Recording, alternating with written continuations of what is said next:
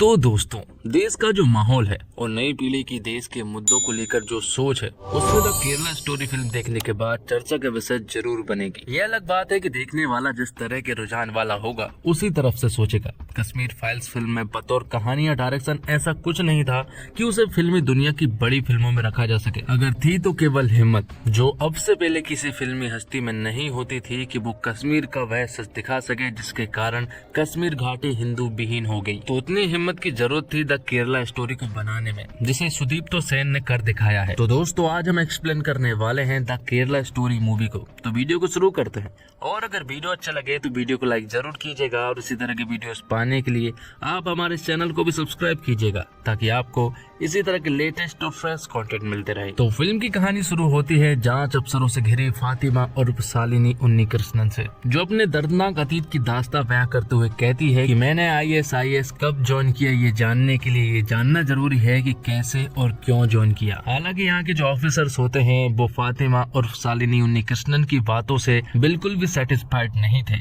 और वो शालिनी की बातों को बिल्कुल भी नहीं मान रहे थे। तो शालिनी यहाँ पर उन ऑफिसरों को अपनी एक बैक स्टोरी बताती है। वो उनसे कहती है कि वो केरल में रहती है, जहाँ पर का उसका परिवार है। तो शालिनी के परिवार में उसकी माँ और दादी है, उसके पिता नहीं है, और शालिनी अपने छोटे से परिवार में बहुत ज्यादा खुश है। तो हाल ही में शालिनी की पढ़ाई कंप्लीट हुई है, और अब वो आगे नर्सिंग की पढ़ाई करना चाहती है, जहाँ पर कि उसके घर वाले भी परमिशन दे देते हैं। तब शालिनी केरल के कासरगोड में नर्सिंग स्कूल में एडमिशन ले लेती है, और वहाँ जाकर शालिनी की मुलाकात होती है उसके रूम की 4 रूम पार्टनर से, जिसमें गीतांजलि, निम्हा और आसिफा थी। तो शालिनी और गीतांजलि हिंदू थे, वही निम्हा कैथोलिक थी और आसिफा मुस्लिम थी। तो शालिनी इनके साथ रूम शेयर करती है, और आगे चलकर इनकी दोस्ती गहरी हो जाती है। और यहाँ शालिनी, गीतांजलि और निम्हा आसिफा के खौफनाक इरादों से पूरी तरह से नावाकिफ थे। दरअसल हमें शुरुआत में ही बता दिया जाता है कि आसिफा जो होती है वो अपने द्वारा इन लोगों का ब्रेन वॉश करवा कर मुस्लिम में परिवर्तन करना चाहती है। तो जब ये सारी गर्ल्स असेंबली में होती है तो हम देखते हैं कि अचानक एक आदमी मोबाइल से इनकी कुछ पिक्चर्स क्लिक कर रहा होता है, और साथ ही यहाँ पर आसिफा के साथ के कुछ लोगों को भी दिखाया जाता है जो कि लड़कियों का ब्रेन वॉश करके देश से बाहर भेजने का काम करते हैं।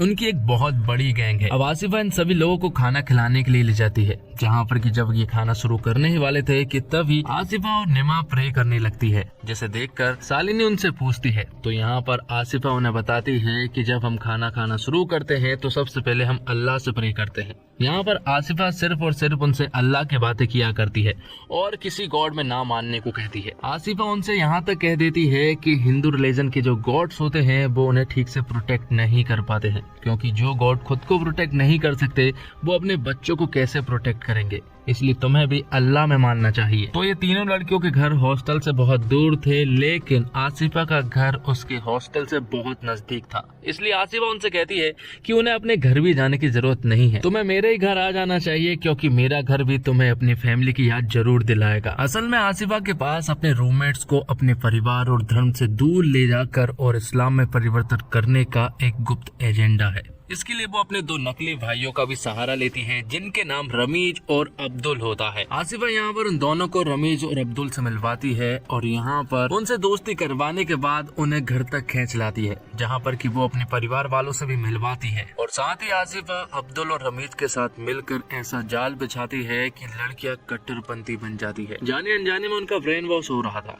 लेकिन इस बात से वो पूरी तरह से अनजान थी। तो इसी स्टोरी के साथ एक और स्टोरी चलती है जो कि कई साल आगे की थी, जहाँ पर कि हम शालिनी को देखते हैं, जिसका नाम फातिमा है। उसका पति भी होता है, लेकिन उसका पति रमीज नहीं बल्कि इसाक नाम का आदमी है, और ये लोग अफगानिस्तान में हैं और ये सीरिया जाने की कोशिश कर रहे हैं। तो आखिर शालिनी के साथ ये सब कुछ कैसे हुआ ये हमें बाद में पता चलेगा। तो आगे हम देखते हैं कि फातिमा जैसे ही अपने पति के साथ अफगानिस्तान में एंट्री करती है तो वो वहाँ पर कई सारे कटे हुए सर और बॉडी को देखती है। ये देखकर उसे उल्टी आ जाती है, और यहाँ पर हमें ये बात भी मालूम चलती है कि दरअसल फातिमा प्रेग्नेंट है, और फातिमा का पति इसाक जो होता है वो अफगानिस्तान में रहकर मिलिटेंट की ट्रेनिंग ले रहा है, और जिस माहौल में वो रह रहे हैं वो माहौल इतना ज्यादा खराब है कि यहाँ पर लड़कियों को बुरी तरह से मार दिया जाता है। उनकी लिपस्टिक लगाने पर भी लड़कियों को बुरी तरह से मार दिया जाता है, और अगर उन्होंने भागने की कोशिश की तो सभी के सामने उन्हें मार दिया जाता है। तो फातिमा प्रेग्नेंट है, हमें ये बात तो मालूम है,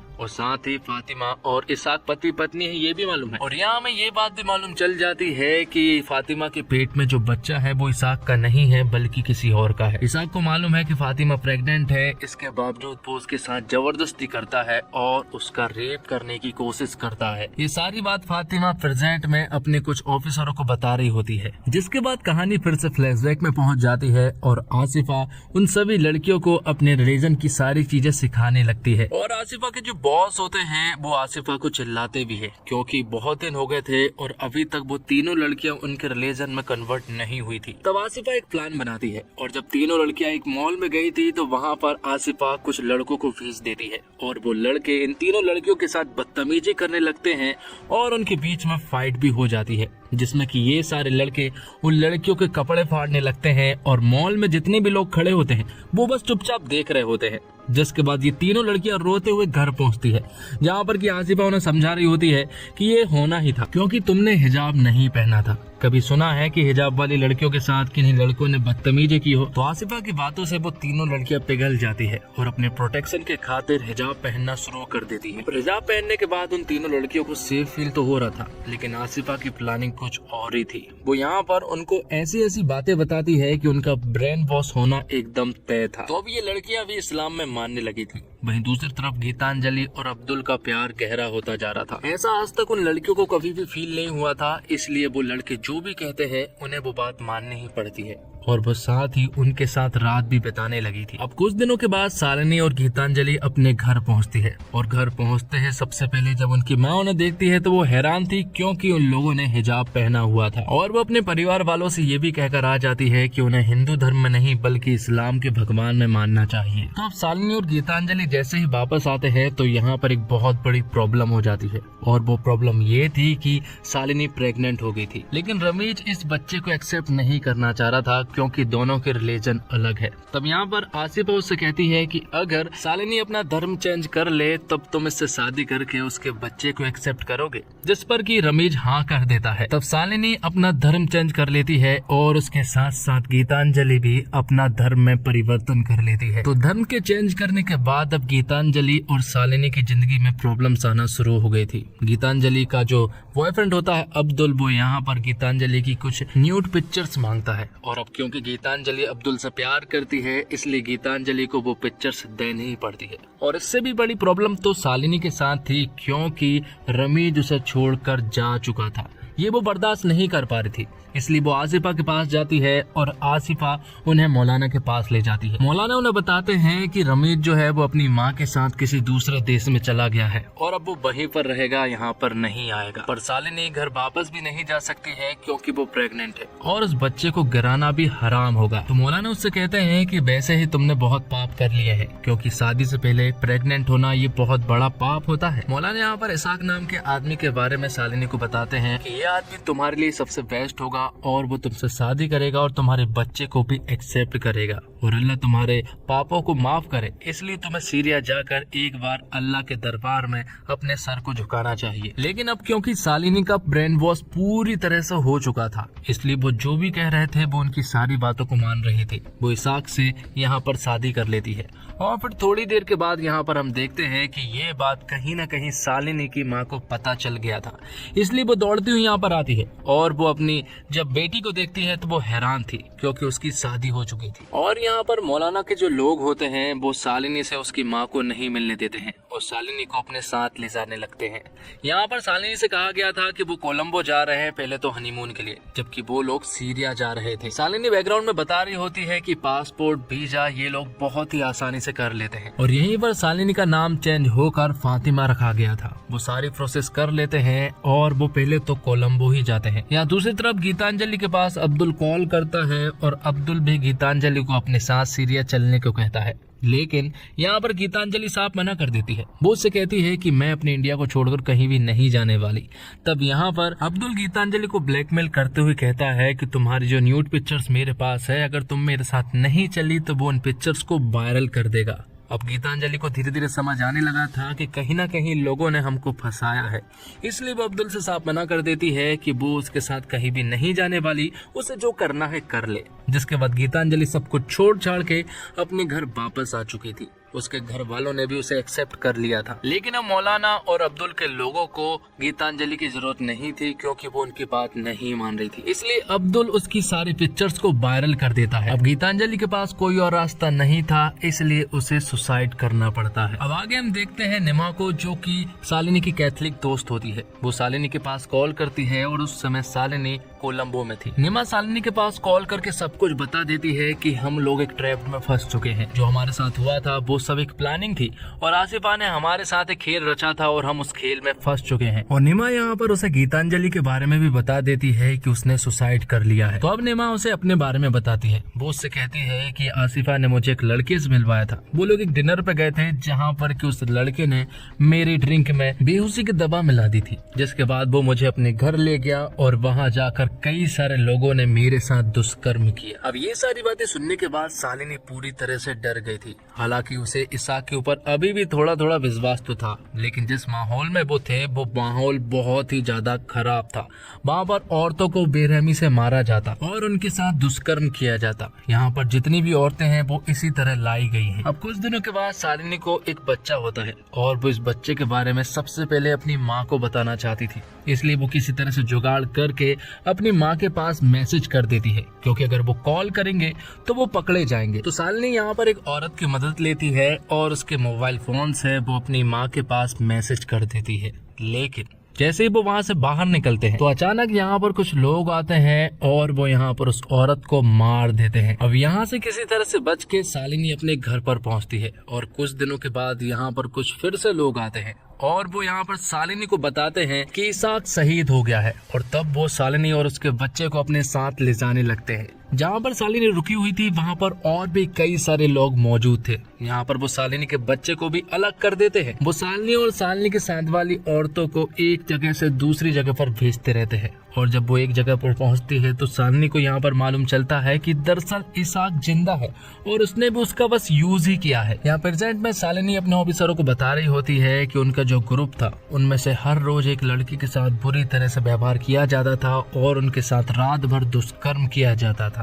यहाँ दूसरी तरफ हम देखते हैं कि निमा पुलिस के पास पहुंच चुकी थी और वो पुलिस वालों को वो सब कुछ बता देती है जो कुछ भी उनके साथ हुआ है। लेकिन पुलिस भी उनके साथ कोऑपरेट नहीं कर रही थी। यहाँ पर निमा उन्हें बताती है कि केरल में हर साल हजारों लड़कियों का धर्म परिवर्तन होता है और इतनी सारी लड़कियां गायब होती है जिनके बारे में आपको मालूम ही नहीं है। लेकिन पुलिस वाले भी उनकी यहाँ पर एफआईआर दर्ज नहीं करते हैं, क्योंकि निमा के पास कोई भी लीगल प्रूफ नहीं था। और दूसरी तरफ हम देखते हैं कि अफगानिस्तान में इन सारी लड़कियों को दूसरे ट्रेजिक कैंप में ले जाया जा रहा होता है और शालिनी ने मैपिंग काफी अच्छे तरीके से की होती है, तो उसे बहुत अच्छे से मालूम है कि अगर कहीं से भागा जा सकता है तो वो यहीं से, और अगर वो यहाँ से भी नहीं भाग सकी तो उनका भागना नामुमकिन है। इसलिए मौका देखकर वो यहाँ से भाग जाती है। उसके साथ दो और भी लड़कियां थी, लेकिन उन दोनों लड़कियों को मार दिया जाता है। लेकिन शालिनी यहाँ से सही सलामत भाग जाती है। लेकिन आखिर में वो अफगानिस्तान के कुछ सोल्जर के हाथ लग जाती है और उसी के बाद से शालिनी उन ऑफिसरों को ये सारी स्टोरी बता रही होती है। तो दोस्तों, फिल्म खत्म होने के बाद उन परिवार के लोगों को असल इंटरव्यू दिखाए गए हैं जिनके साथ ये सब वाकई हो चुका है। एक हंसते खेलते परिवार की युवती शालिनी, जिसे अपनी संस्कृति, अपनी परिवार, अपने रहन सहन और अपने आस पड़ोस से प्यार है। नर्स बनने के लिए वह नर्सिंग कॉलेज आती है। हॉस्टल में उसकी जिन युवतियों से दोस्ती होती है उनमें से एक उसे एक ऐसे रास्ते पर ले जाने का ताना वाना बुनती है जहां से वापसी की राह ही नहीं है। केरल से श्रीलंका, श्रीलंका से अफगानिस्तान और अफगानिस्तान से सीरिया का उसका सफर वहां आकर थमता है जहां उसके जैसी तमाम लड़कियां आतंकवादी संगठन ISIS के कैंप में सिर्फ इसलिए जमा की गई कि वे इन आतंकवादियों के देह की भूख मिटा सके। कहानियां फिल्म में और भी हैं, लेकिन ये कहानी झकझोर देने के लिए काफी है। और धर्म परिवर्तन कोई नया मुद्दा नहीं है और कई कहानियों में इस बात को पहले भी दिखाया जा चुका है।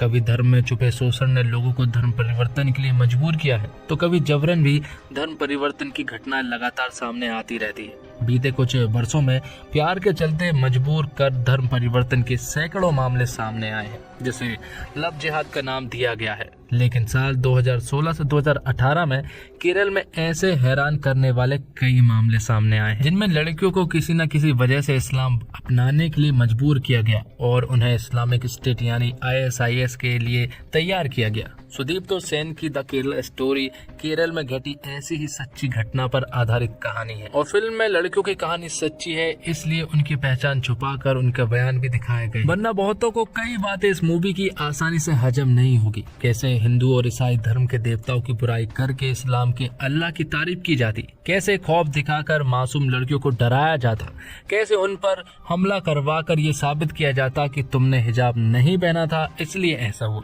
कैसे हिंदू धर्म की लड़कियों को अपने ही धर्म ग्रंथों देवताओं की ज्ञान नहीं होता है, कैसे केरल में पुलिस और प्रशासन ऐसी शिकायतों पर ध्यान नहीं देता। इन सब को सुदीप्तो सेन ने न केवल बारीकी से बल्कि उससे भी ज्यादा हिम्मत के साथ इसे अपनी मूवी में पिरोया है। ऐसे में मूवी लव जिहाद जैसे एक ऐसे विषय की सच्चाई को दिखाती है जो अब तक धार्मिक आवरण के चलते दिखाने की कोई हिम्मत नहीं जुटा पा रहा था। उसे फिल्म के प्रोड्यूसर और क्रिएटिव डायरेक्टर विपुल अमृत शाह की मदद से सुदीप्तो सेन ने दिखाया, इसलिए आप चाहे इस साइड हो या उस साइड फिल्म को देखना तो बनता है। फिल्म में कम्युनिटी हो या कट्टर इस्लामवादियों पर कटाक्ष भरे कई डायलॉग्स का इस्तेमाल किया गया है जो राष्ट्रवादियों के सोशल मीडिया पेज पर जल्द नजर आ सकते हैं। और विवादों से बचने के लिए सुदीप्तो सेन ने न केवल फिल्म में असली पात्रों से मिलवाया बल्कि अपने आंकड़ों को कहां से लिया और जिन पर आरोप है वो कौन कौन है उनके बारे में भी इशारा किया। पर्दे पर लिखा आता है कि मूवी की नायिका शालिनी की असल जिंदगी में धोखा देने वाला अभी भी केरल के एक शहर के बीच बाजार में पिज्जा शॉप चला रहा है। तो हैरत भी होती है और यही वो हैरत है जो इस मूवी की नैया पार लगाने वाली है। अगर फिल्म के तौर पर देखा जाए तो ये फिल्म शानदार है। इसका एक एक सीन आप पर असर डालता है। जब फिल्म में लड़कियों के ब्रेन वॉश करने के डायलॉग आते हैं तो आप भी उन्हें सुनकर हिल जाएंगे। और फिल्म में एक भी फ्रेम ऐसा नहीं है जहां आप स्क्रीन से नजर हटा सकें। और लड़कियों के परिवार पर क्या बीतती है, ये सीन जब आते हैं आपकी आंखें नम हो जाती है। कुल मिलाकर ये फिल्म आपको एक एक्सपीरियंस कराती है उन लड़कियों की कहानी को आप थिएटर में बैठकर जीते हैं और महसूस करते हैं। और फिल्म के एंड में कुछ डाटा दिखाया जाता है जिनमें उन लोगों के इंटरव्यू के हिस्से हैं जिन पर ये सब बीता हुआ है।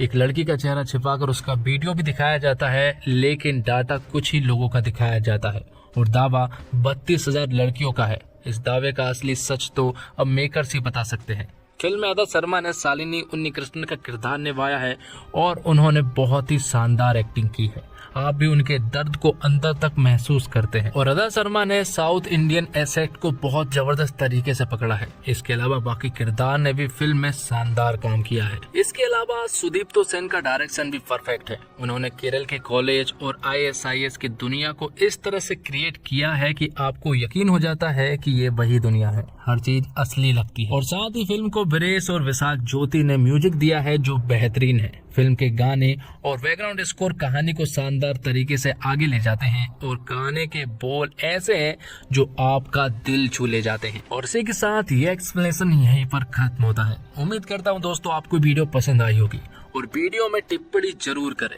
कमेंट्स बॉक्स में जाएं और अपनी राय जरूर लिखें कि आप इस फिल्म को देखने के बाद क्या महसूस करते हैं। और मेरे हिसाब से आपको ये फिल्म थिएटर में ही देखनी चाहिए, क्योंकि जब आप इस फिल्म को थिएटर में देखेंगे तो आप वो फीलिंग को महसूस कर पाएंगे, उनके दर्द को साफ साफ देख पाएंगे। एक्सप्लेनेशन में बस आपको स्टोरी बता सकता हूँ, फील नहीं करा सकता। लेकिन जो मेरे भाई बहन थिएटर नहीं जा सकते उनके लिए एक्सप्लेनेशन वीडियो है और उन्हें फील कराने की कोशिश की गई है। तो उम्मीद करता हूँ आपको वीडियो पसंद आई होगी। वीडियो पसंद आई हो तो वीडियो को लाइक जरूर कीजिएगा और चैनल को भी जरूर सब्सक्राइब कीजिएगा ताकि आपको इसी तरह के लेटेस्ट और फ्रेश कंटेंट मिलते रहे।